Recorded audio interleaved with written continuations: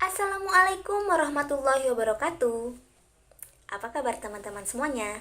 Semoga kita selalu dalam keadaan sehat dan selalu berbahagia. Pada video kali ini, saya Rintiarni Restu Wulandari akan membahas salah satu topik, yaitu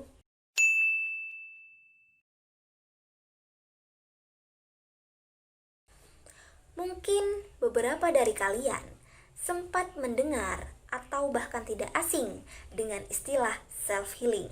Self-healing adalah proses pemulihan yang umumnya terjadi akibat adanya gangguan psikologis, trauma, atau semacamnya karena adanya luka batin yang terjadi di masa lalu dan disebabkan oleh diri sendiri ataupun orang lain. Tujuan dari self-healing antara lain memahami diri sendiri, menerima ketidaksempurnaan, membentuk pikiran jauh lebih positif dari apa yang telah terjadi, dan menyelesaikan unfinished business atau urusan yang belum selesai, seperti pikiran atau perasaan yang tidak dapat diutarakan.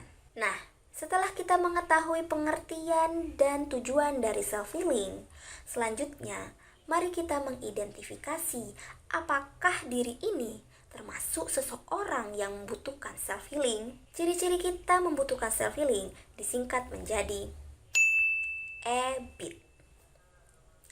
Yang pertama, emotion atau perasaan yang tidak enak yang muncul pada diri sendiri, seperti perasaan cemas, perasaan takut, perasaan marah, perasaan khawatir yang berlebihan, dan lain-lain.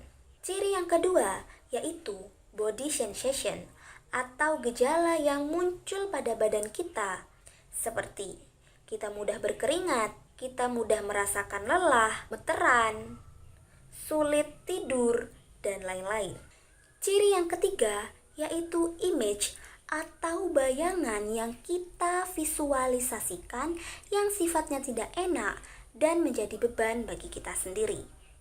Contohnya, ketika kita memvisualisasikan kondisi atau situasi yang sifatnya menakutkan, seperti kita berada di ruangan gelap, kita sendirian, dan merasakan kesepian.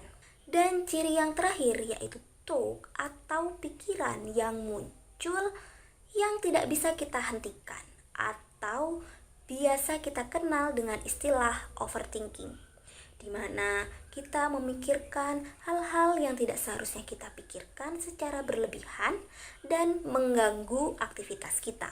Dari bentuk ketidaknyamanan yang seperti ini, mulai dari hal yang sederhana seperti kelelahan atau stres, bahkan gejala penyakit yang timbul pada badan kita menjadi indikasi bahwa kita membutuhkan self-healing. Lalu, kenapa sih kita membutuhkan self-healing? Yang pertama, self-healing membuat kita lebih bisa memahami diri sendiri, lebih bisa menerima kegagalan atau kesulitan, dan lebih tegas dalam menjalani hidup. Ketika kita melakukan self-healing, perasaan dan pikiran kita jauh lebih tenang, sehingga kita dapat meningkatkan produktivitas, kreativitas, dapat mengurangi rasa stres, dan membantu kita menjaga emosi agar tetap stabil ketika dihadapkan dengan konflik. Nah, self-healing tidak hanya sebagai langkah kuratif atau penyembuhan, namun self-healing juga dapat menjadi langkah preventif atau pencegahan dari penyakit fisik maupun mental. Wah, ternyata banyak sekali ya manfaat dari self-healing.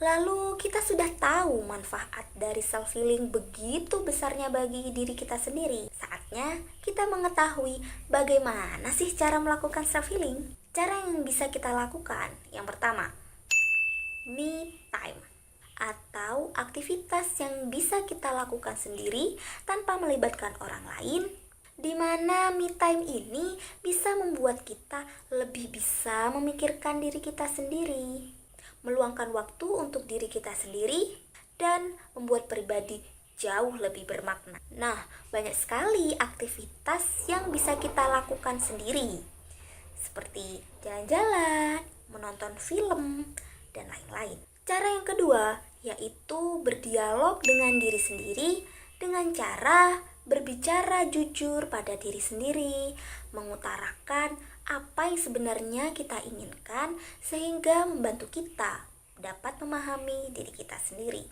Lalu cara yang ketiga yaitu berdamai dengan diri sendiri, di mana kita dapat menerima kegagalan atau kejadian yang menyakitkan di masa lalu sebagai salah satu bentuk perjalanan hidup yang mana dapat menjadikan kita menjadi seseorang yang lebih dewasa, lebih kuat, dan lebih baik lagi ke depannya.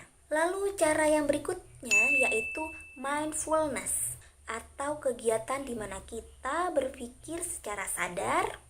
Kita dapat mencari tempat tenang yang membuat pikiran kita jauh lebih tenang lagi.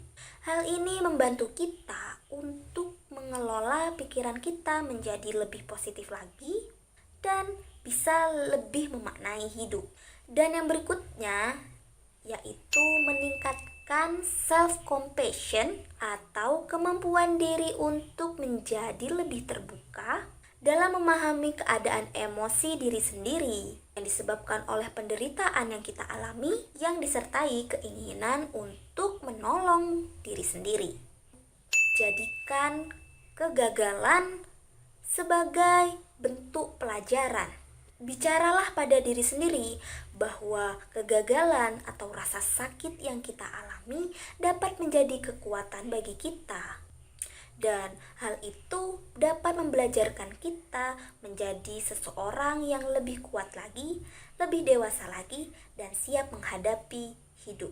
Menulis ekspresif, di mana kita dapat mengutarakan perasaan atau pikiran yang terpendam ke dalam bentuk tulisan, di mana kita dapat mengekspresikan apapun sehingga kita jauh merasa lebih tenang, jauh merasa lebih lega lagi. Nah, cara yang terakhir yang dapat kita lakukan yaitu art therapy. Hal ini dilakukan ketika kita tidak dapat mengekspresikan pikiran atau perasaan kita secara verbal atau tulisan, namun kita dapat mengekspresikannya dalam kegiatan-kegiatan kesenian seperti menari, menyanyi, menggambar, dan lain-lain. Nah, cara-cara tersebut dapat kita aplikasikan pada diri kita sendiri saat kita merasa bahwa kita membutuhkan self-healing.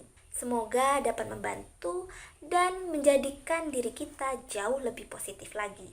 Ingat teman-teman, ketika kita berada dalam keadaan sulit, kita tidak sedang hancur, tapi kita sedang dibentuk. Kesulitan apapun yang sedang kalian alami, beban apapun yang sedang kalian pikul, semoga kalian selalu dikuatkan dan selalu diberikan kesabaran dalam menjalani hidup ini. Nah, akhir kata dari saya, kurang lebihnya mohon maaf. Tetap semangat dan tetap jaga kesehatan. Wassalamualaikum warahmatullahi wabarakatuh.